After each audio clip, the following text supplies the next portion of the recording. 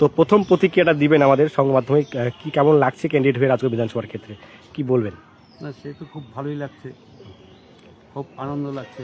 কিন্তু আনন্দের সাথে সাথে যারা বঞ্চিত শোষিত যারা আছে আমার রাজগঞ্জ বিধানসভার যারা বাসিন্দা, তাদেরকে যদি মনের আনন্দ দেওয়া যায়, সেই ব্যবস্থা যদি আমরা করতে পারি সকলে মিলে, সেটাই আমাদের সব থেকে বড় কর্তব্য হয়। আচ্ছা, সকালে তো প্রচারে নেমেছেন বিভিন্ন জায়গায়, তো কেমন সাড়া পাচ্ছেন সাধারণ মানুষের? আমাদের থেকে বেশি ওরা উল্লাসিত, সাধারণ পাবলিক, সাধারণ ভোটার। ওরা বলছে আমাদেরকে পরিত্রাণ দিন, আমাদেরকে এই জঙ্গলরাজ থেকে আমাদেরকে উদ্ধার করুন। সাধারণ মানুষের কাছে কি নিয়ে যাচ্ছেন প্রচারের ক্ষেত্রে? আমরা বলছি ডবল ইঞ্জিনের সরকার হবে, পশ্চিমবঙ্গে পরিবর্তন হবে। সেই পরিবর্তনের সরকার আপনাদেরকে হাতে কাজ দিবে, পেটে ভাত দিবে, মাথায় ছাদ দিবে।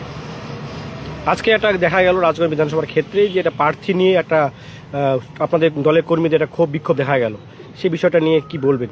না, এই বিষয়ে আমি কিছু বলবো না, কারণ এইগুলো টুকটাক একটা জিনিস হয়েই থাকে।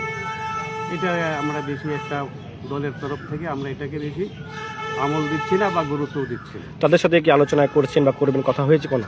সেরকম আমাদের যে নেতৃত্ব তারা আলোচনা করছে এবং তারা ঠিক সময় সঠিক জায়গায় চলে আসবে।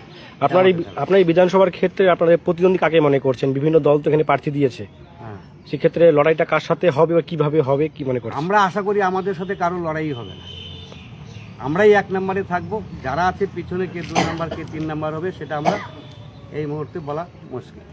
লিড কীরকম হবে মনে হয়? লিড আমি আগেও বলছি, এখনও বলছি, 21,000-এর উপরে লিড হবে রাজগঞ্জ বিধানসভায় ভারতীয় জনতা পার্টি।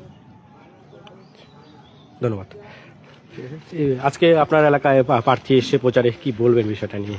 আজকে খুবই উৎসাহিত, মানে খুব ভালো লাগছে। আমি প্রচারে প্রার্থীর সঙ্গে দু একটা জায়গায় গেলাম, দেখছি সাধারণ মানুষ যেভাবে বেরিয়ে এসে জড়ায় ধরছে, হ্যাঁ, সাধারণ মানুষের মধ্যে মানে উৎসাহের বাতাবরণ, এবং আমাদের ভারতীয় জনতা পার্টি রাজগঞ্জে বিপুল ভোটে জয়ী হবে। তাও মানুষের দাঁড়িয়ে দাঁড়িয়ে যাচ্ছেন, কেমন কি বলছে, কোনো দাবি রাখছে বা কিছু ব্যাপার?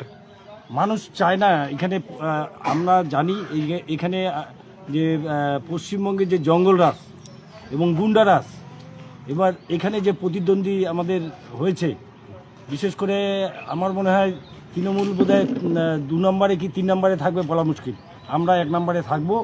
এই জঙ্গলরাজ এবং গুন্ডাগির্দি মানুষ পছন্দ করে না। মানুষ চায় আমাদের এই সাধারণ হারাধন সরকারের মতো একজন কাজের লোককে। কাজেই রাজগঞ্জ বিধানসভা আমরা বিপুল ভোটে জয়ী হব। আপনার নাম? আমার নাম তপন রায়, আমি রাজগঞ্জ বিধানসভার মিডিয়া কনভেনার। বললাম রাজগঞ্জে প্রথম কি কাজ হবে যদি জয়ী হন? রাজগঞ্জে যে কাজগুলো হওয়ার কথা ছিল সেই কাজগুলো কিন্তু এখনও হয়নি। প্রথম অবস্থায় দেখবেন অনেক জায়গায় প্রাইমারি স্কুলগুলো বন্ধ হয়ে গেছে, তালা পড়ে গেছে। আমাদের দলীয় স্তর থেকে এবং থেকে বলা হয়েছে যে সাধারণ গরিব মানুষ যেন সরকারি স্কুলে যেন নির্দ্বিধায় তারা যেন পড়াশোনা করতে পারে, সেই ব্যবস্থা একটা আমরা প্রথমে আমরা করার চেষ্টা করব। আর দ্বিতীয়ত যে জিনিসগুলো মানুষ 100 দিনের কাজ পাচ্ছে না, যে কাজের টাকা নিয়ে তৃণমূল কংগ্রেসের দল তারা 6-9 করেছে, আমরা ক্ষমতায় আসার পর আমরা 100 দিনের কাজকে প্রায় 200 দিনের জায়গায় আমরা পৌঁছে দিব।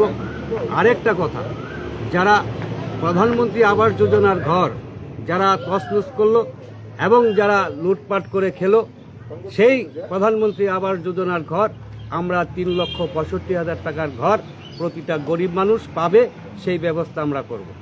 আজকে বেলাকোয়া এসছেন, বেলাকোয়া একটা দীর্ঘদিনের দাবি, সেটা আরেকটা দাবি, হ্যাঁ বলছি, আমার স্মরণে ছিল না, যে বেলাকোবা বাসিন্দাদের একটা দীর্ঘদিনের দাবি যে এইখানে যে রেলগেটের যে জট এবং যে মানুষ যেটা